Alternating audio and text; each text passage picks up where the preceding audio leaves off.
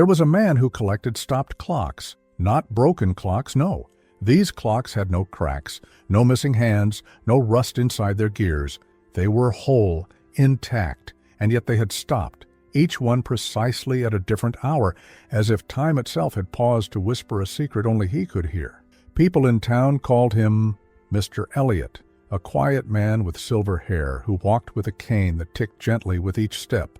He lived in a house that always smelled faintly of wood polish and lavender, and inside it, on every wall, mantel and shelf, clocks sat frozen at moments long gone. No one ever saw him wind them. They never ticked, yet he dusted them each morning tenderly, as if caring for sleeping children. Some said he was mad. Others said he had been a watchmaker long ago before something broke inside him. But those who looked closely, truly looked, would notice how his eyes lit up when he passed a particular clock at 4:17, or how his breath paused at 11:53. Every hour held a memory, every still hand a name, and every clock a story. Why would a man choose to surround himself with reminders of time that no longer moves? And what happens to the soul when the world spins forward, but our heart stays behind in a moment we can't forget? Maybe, just maybe, when you grow old, you start to realize that not all time is measured in seconds or hours. Sometimes it's measured in the way sunlight fell on a lover's cheek, or how the air smelled when someone said goodbye. And those moments don't tick forward. They stay. They stay exactly as they were, fragile, untouchable, perfectly stopped. That's why Elliott kept them, not for the clocks, but for the pieces of himself he had left inside each one. He hadn't always lived in that house. Years ago, he used to laugh loudly in the town square, eat peaches with his wife under the tall acacia tree, and fix wristwatches for neighbors with careful fingers and a cigarette between his lips. They said his hands moved like time itself, precise, graceful, unfailing. But then the letters stopped arriving. The voice he loved most faded from the telephone, and one by one the clocks in his workshop began to still. Not because he stopped fixing them, but because he chose to leave them that way. At first, just one. The one that stopped the moment she stopped saying, "I'll be home soon." People whispered he'd lost someone, a daughter, a wife, a brother in the war. No one knew for sure. Elliott never said. But everyone could feel it. The grief in his silence was heavy enough to shift the air around him. Children stopped their bikes at his gate. Some brave ones would ask about the clocks, and he'd smile gently, offering a small one with a cracked leather band, and say, "This one remembers rain." They never understood what he meant, but somehow they always left quieter than they arrived. One afternoon, a girl named Leila wandered into his shop. She was 17, curious, with eyes that caught things most people missed, like how he always paused before touching the clock that rested on the piano.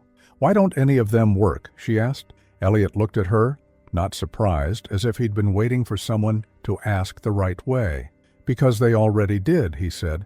"They held the right time once, just once, and that was enough." She tilted her head, puzzled. But instead of answering, he offered her tea. Lila began visiting him often after that. Sometimes she'd bring questions, sometimes just her silence. Over weeks, she noticed the way Elliott moved slower when it rained, how he looked out the window when the bells in the cathedral rang noon. He never explained anything directly, but little by little, she understood. Each clock was a memory, not a machine. Some marked births, others losses. Some even stopped when laughter echoed so loudly that time forgot to move. Lila once asked if he feared forgetting. Elliott shook his head and tapped his temple. "I forget many things," he said. "Names, keys, where I left my glasses, but not feelings, never the way something felt." He pointed to a small golden clock, stopped at 6:42. "That one? That's when I first kissed her." He didn't say who. He didn't have to. The town grew used to seeing the two of them, young and old, shadow and sun, walking side by side. She brought life into his still world, and he gave her stories that stretched beyond her years. There was something magnetic about them, like a past and future trying to meet in the present. Some nights she stayed late, helping him polish the glass faces, listening to the ticking silence that filled the room. One day, Lila came in with a broken wristwatch. "Can you fix it?" she asked. Elliott took it in his hand and studied it, nodding slowly. "Yes, but be sure. Every clock that works begins to count down." She smiled and said, "I want it to count. I want to remember forward." Elliott looked at her, eyes soft, then turned to his wall of stopped time. "Then maybe," he whispered, "it's time I let one tick again too." Layla had always sensed that some people didn't live in the same kind of time as everyone else. Her friends lived in fast seconds, chasing college applications, TikToks, parties that blurred into mornings. But Elliott existed in something slower, deeper. It wasn't just his age, it was his stillness. He didn't wait for things, he remembered them.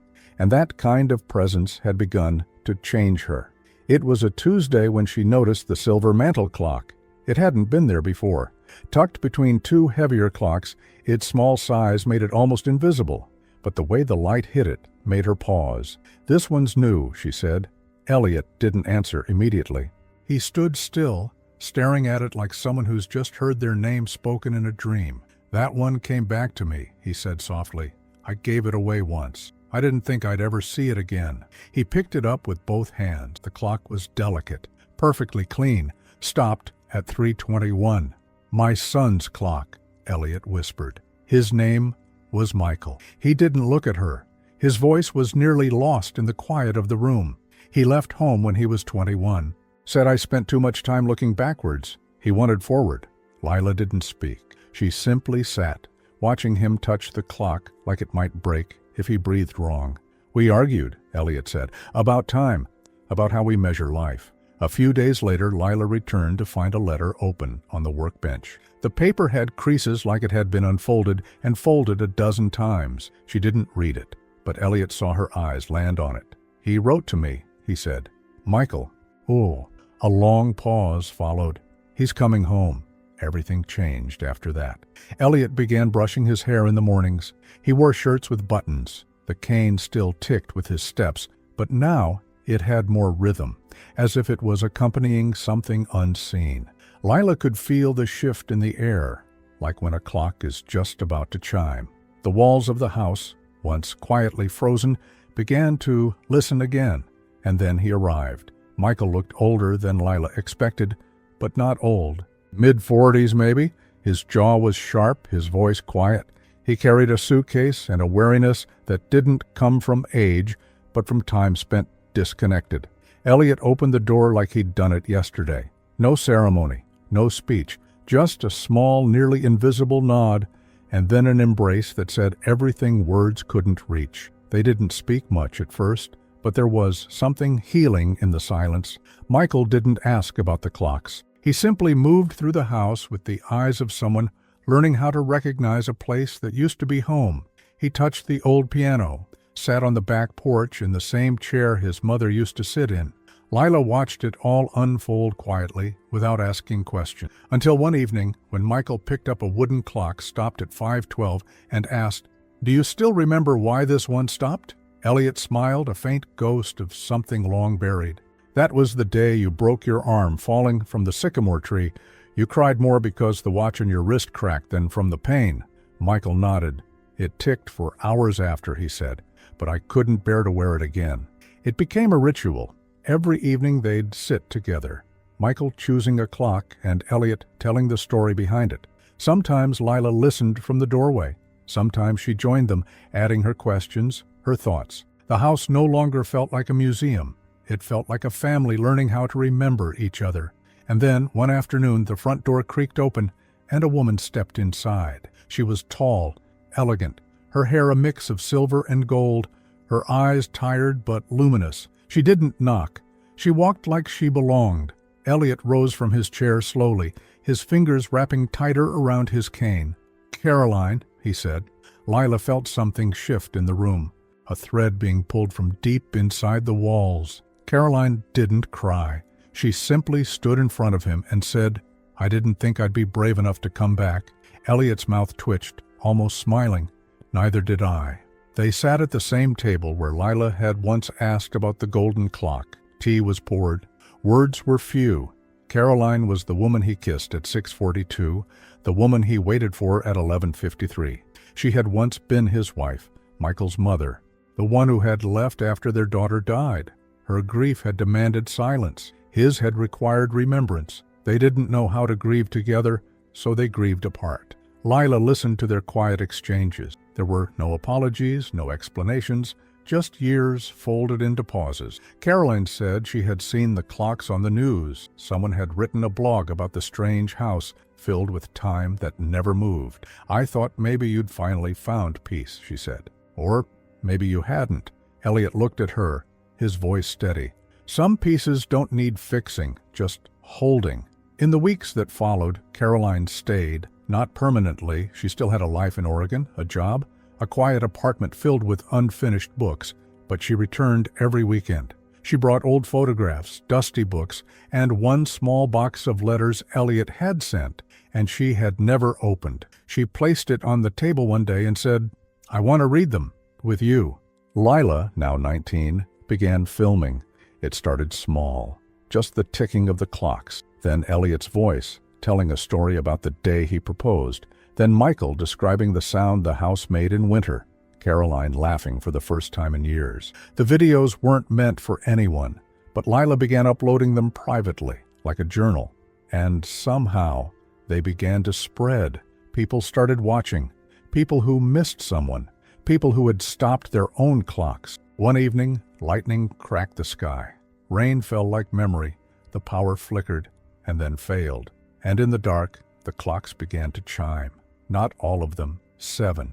7 clocks ticking. Elliott stood in the middle of the room, surrounded by time he didn't start. Lila gasped. Michael stepped closer. Carolyn covered her mouth. The sound wasn't loud, but it was full, like the house had exhaled for the first time in decades. Elliott didn't panic. He placed his hand on Lila's shoulder. "It means," he whispered, "that some memories are ready to move again." The next day, he gave one of the clocks to Lila. A small one, brass, elegant, stopped at 9:47. She asked him what it meant. He said, "That's the moment I met you." The clocks didn't stop after that storm. They didn't all come to life either. But something in the house had shifted permanently. An unseen wire reconnected. A forgotten door cracked open. Time didn't march. It didn't run. It simply returned. Elliott began leaving the front window open each morning. Not wide, just enough for the wind to carry in the scent of trees and distant conversations from the street. Lila noticed that he started listening more. To the world, to Michael, to Caroline, to her. It was as if the silence that had once comforted him had grown too heavy, and now he wanted to replace it with voices, with laughter, with stories. Michael, who had once feared becoming anything like his father, now found comfort in his movements. The routine of polishing brass, the art of tightening screws without pressure, the patience of oiling gears that hadn't moved in 50 years.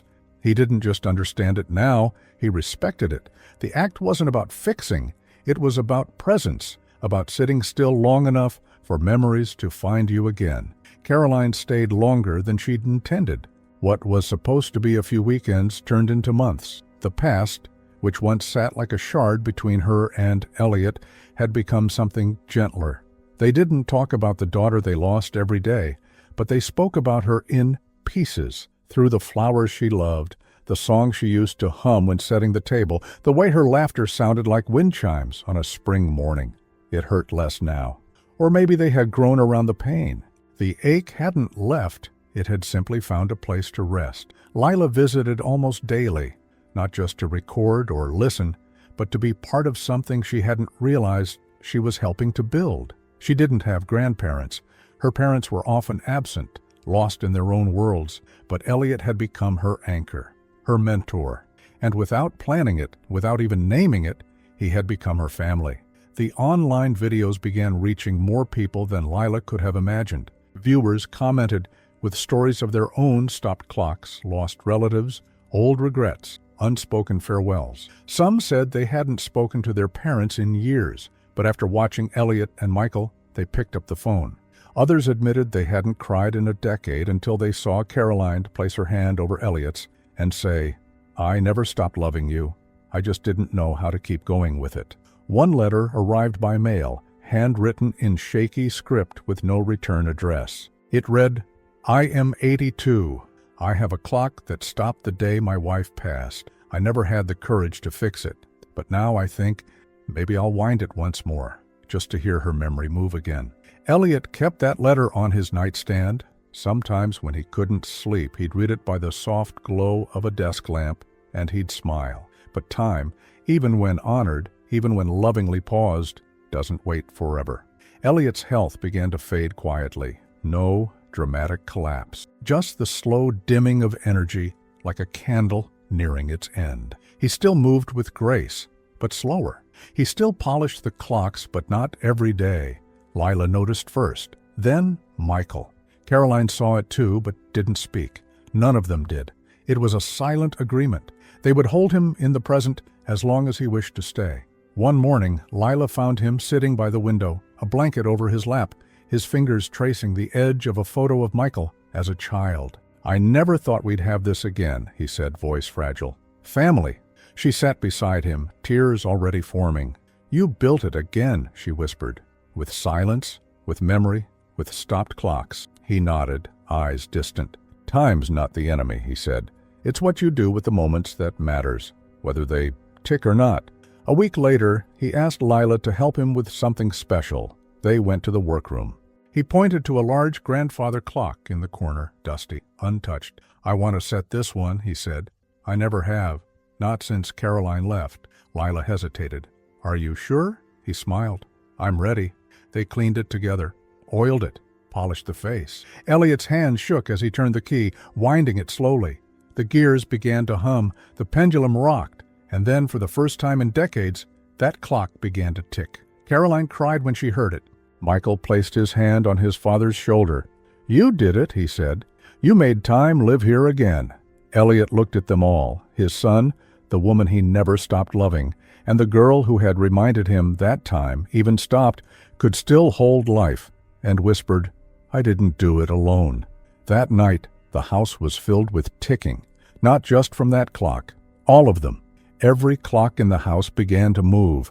Lila swore she didn't touch a thing. Michael was stunned. Caroline said it felt like the walls were breathing.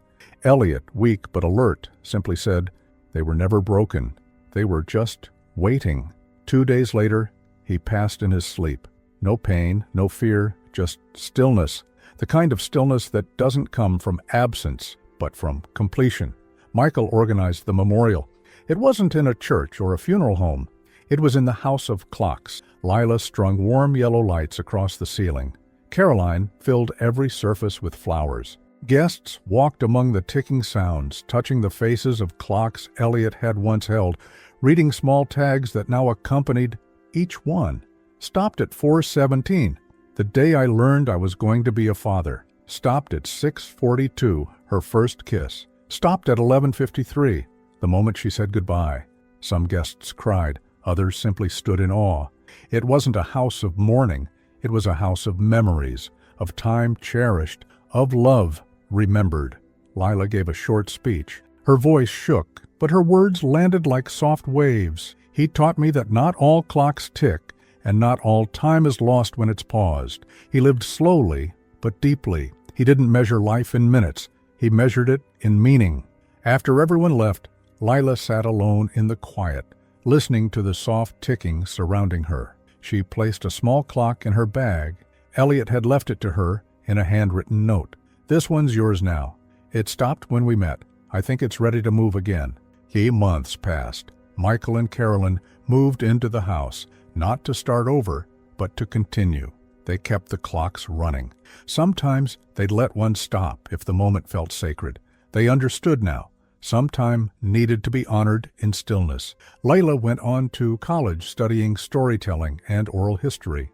Her videos reached millions. She created a documentary called The Man Who Kept Stopped Clocks. It won awards. But more than that, it reopened something in the hearts of viewers, something gentle, nostalgic, aching, and alive. Years later, on a visit back, Lila walked into the house again. Caroline was in the garden. Michael was tuning a clock. The house was full of sound, but peaceful. She found her old clock in the bedroom, ticking softly, and as she stood there, eyes closed, she whispered, "Thank you, Elliott." And the room, as if listening, seemed to hum back. Did you enjoy this story? Don't forget to like, subscribe to the channel, and turn on notifications. Enjoy and comment below about your experience listening to this story.